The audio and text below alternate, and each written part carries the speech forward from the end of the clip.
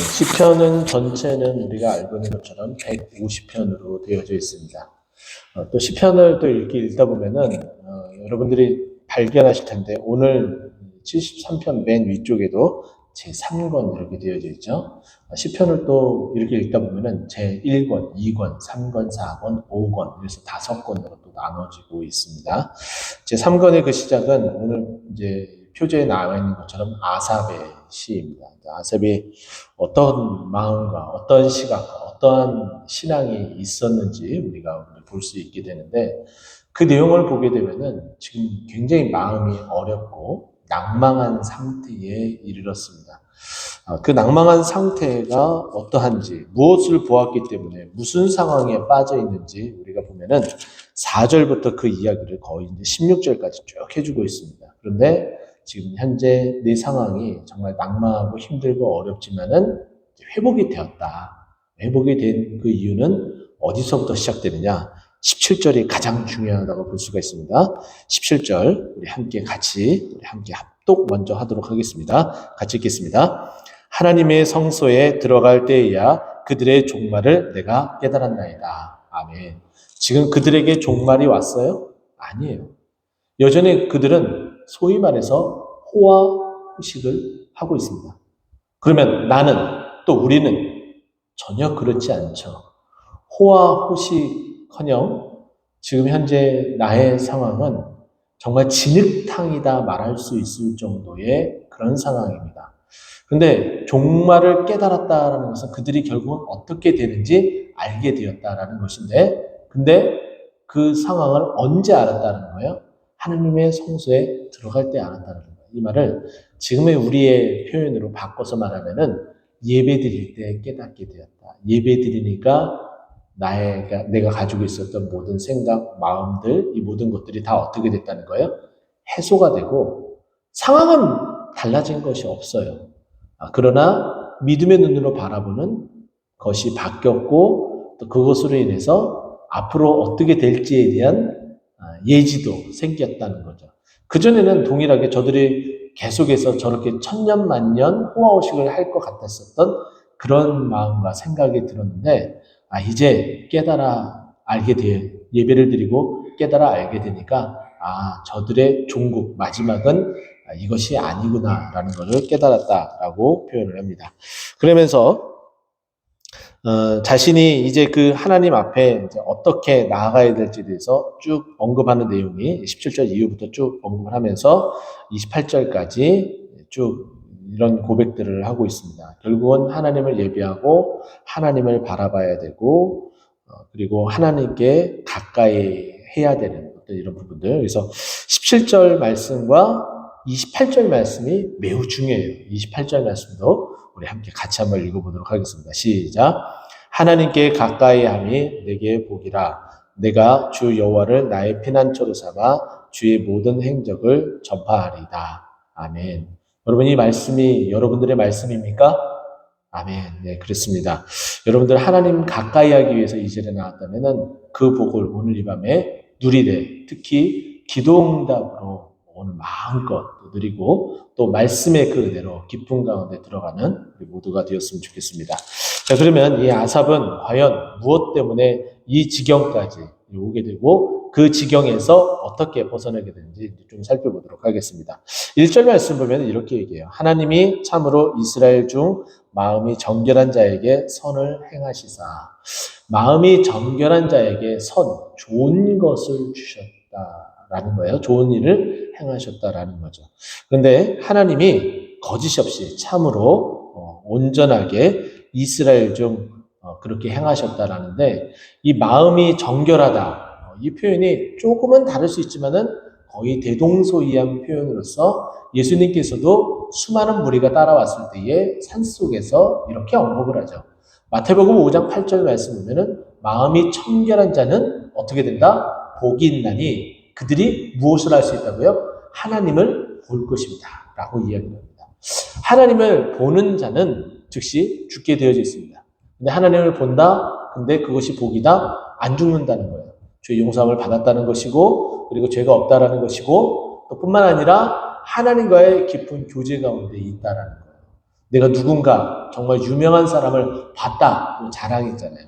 근데 하나님을 봤다, 이것만큼 큰 은혜는 없죠. 우리가 가끔 가다가 이제 그 전도 집회나 간증 집회 이렇게 보게 되면은 천국을 봤다, 뭐 이런 간증 집회 보죠. 뭐 여러분들 많이 은혜 받으시고 그러시는 것 같아요. 은혜 받는 게 나쁘다라는 것이 아니지만 제가 늘 여러분들에게 두고두고 건면하면서 말씀을 드리죠. 간증 집회 가서 천국을 다녀왔다, 천국을 봤다라는 그 사람의 말이 더 신빙성이 갑니까? 아니면 성경이 말하고 있는 천국이 있다라는 말이 더 신빙성을 가지고 있습니까? 오히려 당연히 후자인 하나님의 말씀에 천국이 있다라는 이 말에 더욱더 믿음이 가야 되는데 우리는 어느 순간부터 간증 집회나 이런 데 있었던 그 간증들을 통해서 은혜를 받으면서도 이게 역전이 돼버리는 거예요. 아, 정말 이 말씀에 의거하면은 천국이 있다는데 내가 그것을 믿고 있는데 아, 정말 그들이 그것을 체험했구나. 아, 나도 이제 앞으로 체험하겠지. 아, 요 정도의 은혜는 괜찮은 것 같아요. 그런데 성경에서 말하고 있는 천국에 대해서는 안 믿어요. 그리고 그것에 대한 소망도 없어요. 그런데 그런 경험, 간증 집회, 간증자가 와서 이렇게 얘기하면은 거기에 이렇게 좀 소위 말해서 홀라당 이렇게 빠져 버리는 거죠. 결국 그래서는 안 된다는 겁니다. 다시 한번 말씀드립니다. 하나님께서 우리에게 허락하신 이 말씀의 은혜를 먼저 여러분 흡족히 받으면은 다른 어떠한 누군가의 어떤 간증도 우리에게는 사치입니다. 필요 없죠. 네. 자, 다시 한번 보게 되면은 마음이 정결한 자는 선을 행하시는데 그것이 뭐라고요? 하나님께서 자기 얼굴을 우리에게 나타내 주시는 거예요. 예수님이 말씀하신 거하고 연결시켜서 많은 것 중에 그 선한 것, 많은 것들이 있는데 그 중에 하나만 딱 집어서 이야기하자면은 예수님께서 약속한 그 복, 하나님을 볼 수 있게 된다라고 이야기를 하죠. 자, 그런데 놀랍게도 2절에 반전이 일어납니다. 나는 거의 넘어질 뻔하였고 나의 걸음이 미끄러질 뻔하였다. 지금 내가 낙상하게 생겼다라는 거예요. 갑자기 하나님을 보고서 은혜 충만한 가운데 있어야 되는데 그러면 어떠한 공격이 와도 원수의 어떠한 공격이 오더라도 우리가 쓰러지지 않고 넘어지지 않고 견뎌내고 이겨내고 승리할 수 있어야 됨에도 불구하고 지금 이 시편 기자 아삽은 지금 나의 상황이 어떻다라는 거예요? 미끄러질 뻔하고 넘어질 뻔했다라고 말하고 있어요. 이유는 뭘까요? 무엇 때문일까요? 무엇이 정말 하나님을 볼 수 있는 그 선을 행하신 하나님을 만난 그 은혜 가운데 있는 이 아삽을 넘어질 뻔하고 미끄러질 뻔하게 만들었을까요? 3절에 그 이야기를 해줍니다. 이는 내가 악인의 형통함을 보고 오만한 자를 질투하였음이로다. 잘못 봐서 그래요. 네. 믿음의 눈으로 더 바라봐야 되는데 그렇지 못하기 때문이죠. 근데 저는 여러분과 여기서 어디다 방점을 둬야 될지 지금 현재 그 마음의 상태는 질투한 상태예요. 본 것과 상태는 좀 다르죠? 본 것 이후의 반응이 질투로 나타나게 됐어요. 그러면 본 것이 문제인데 과연 무엇을 봤을까요? 무엇을 봤길래 그럴까요? 3절 앞부분에 보면은 내가 봤다라는 거죠. 주어가 나예요. 그러면 본 것이 뭐냐? 악인의 형통함이에요. 이거 한데 묶어서 봤는데 이것을 각각에 나눠서 한번 보겠습니다. 악인을 봤어요. 이것 때문에 지금 이 시편 기자는 넘어질 뻔하고 미끄러질 뻔했나요? 아니면 다시 한번 여쭙겠습니다. 내가 봤는데 형통함을 봤어요. 악인을 본 겁니까? 형통함을 본 겁니까? 형통함을 본 거예요. 형통함을 봤는데 소위 말해서 이렇게 말하죠. 하필이면 그죠? 하필이면 의인이고 선한 사람이고 그러면은 수긍이 가겠는데 하필이면 누구예요? 악인이에요. 어떻게? 막 분노가 치밀어 오르는 거죠. 누구처럼요? 분노하면은 우리 분노의 큰 형님이 한 분 계시죠? 머리 끝까지 화가 치밀어 올라가지고 태양볕에서 머리를 이렇게 다 들이밀면서 내가 저 니느웨 성이 무너지기를 내가 목도하겠다라고 해서 이를 버득버득 깔고 이 어금니에 힘을 딱 주면서 이러면서 내가 무너지기를 볼 거야 이러면서 이렇게 있었던 한 분이 계시죠? 요나 선지자. 네. 봤는데 하필이면 형통함을 본 거예요. 그러면 여러분들에게 이제 또 여쭙겠습니다. 질투가 났다 그랬잖아요. 악인을 본 게 아니라 형통함을 봤어요. 근데 그것 때문에 뭐가 본 것으로 인하여서 어떤 상태에 이르렀다고요? 질투. 자, 그러면 지금 이 시편 기자 마음에는 무엇이 지금 가득하 있는 거예요? 욕심이 가득한 거예요. 나도 뭐 하고 싶은 거예요? 형통하고 싶었던 거예요. 우리도 그러잖아요. 나도 형통하고 싶은데 다른 사람이 형통한 걸 봐요. 근데 믿음 생활 잘하고 정말 헌신하고 그런 사람이 형통하면은 나도 그래 저 사람처럼 열심히 헌신하고 해야지 이런 생각이 들어요. 근데 그게 참 쉽게 되어지진 않는 부분인 것 같아요. 근데 형통한 그 사람인데 하필이면 보니까 악인이에요. 그럼 어떻게 나도 나름대로 신앙생활 하고 있는데 열심히 한다고 생각을 하는데 근데 나는 왜 형통함이 없는 거야? 그 욕심이 가득한 거예요. 문제는 그 욕심부터 일어나기 시작한 거죠. 그렇기 때문에 지금 이 아삽의 이 모든 삶의 이 상황이 다 어그러진 거예요. 골로새서 3장 5절 말씀이 꽤 깁니다. 그 내용을 살펴보면 꽤 길어요. 근데 맨 마지막 거에 다다뤄서 뭐라고 이야기하면 탐심은 곧 우상숭배니라는 표현이 나옵니다. 내가 어떤 다른 누구를 보고서 나도 그러고 싶어하는 그런 마음들, 그래서 질투가 생기고 정말 그런 울분이 뭐 차오르고 그런 상태는 결국은 뭐라는 거예요? 우상숭배인 거죠. 다른 사람 형통한 거 보고 나도 형통하고 싶다? 그게 자칫 잘못하면은 뭐가 될 수 있는 거예요? 우상숭배가 돼버리는 거죠. 참 안타까운 겁니다. 근데 이런 상황이 이렇게 있게 됐는데, 그 악인을 그 악인의 그 형통함을 마치 요나가 니느웨 성 밖에서 그 성이 무너지기를 지켜보겠다, 목도하겠다라고서 소위 말해서 땡깡부리도 그렇게 있었잖아요. 시편 기자도 아마도 그런 듯한 모습이 보입니다. 4절부터 시작해서 16절까지 쭉 보면은 글을 보면서 느낀 것, 본 것, 그리고 그런 것들에 대해서 쭉 언급을 하는데 그들은 죽을 때에도 고통이 없고 여전히 힘이 강건하다. 그들 때로는 죽는데 고통 없어요.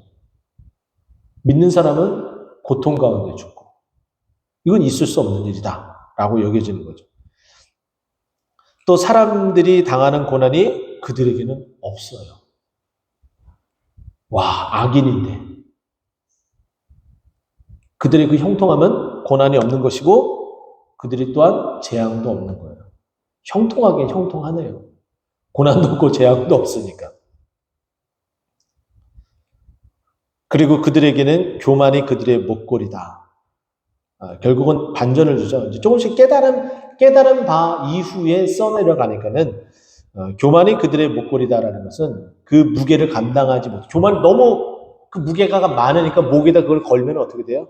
고개가 그냥 꺾어지게 되죠. 결국은 하나님께서 그 목을 꺾으신다라는 의미의 메시지예요. 그래서 여기에 그러므로 역접관계의 접속사를 집어넣고 있는 거죠. 그리고 또 강포가 그들의 옷이다. 강포, 그들을 휘감아 매는 그것이 그들의 옷이니까 결국은 그들이 길지 못하다. 그들의 그 형통함, 고난 없고 재앙 없는 거 그거 길지 못하다. 이렇게 이야기를 합니다. 그리고 또 7절 보면은 살찜으로 그들의 눈이 솟아나며 그들의 소득은 마음의 소원보다 많으며 잘 된다, 형통하다 라는 표현이겠죠.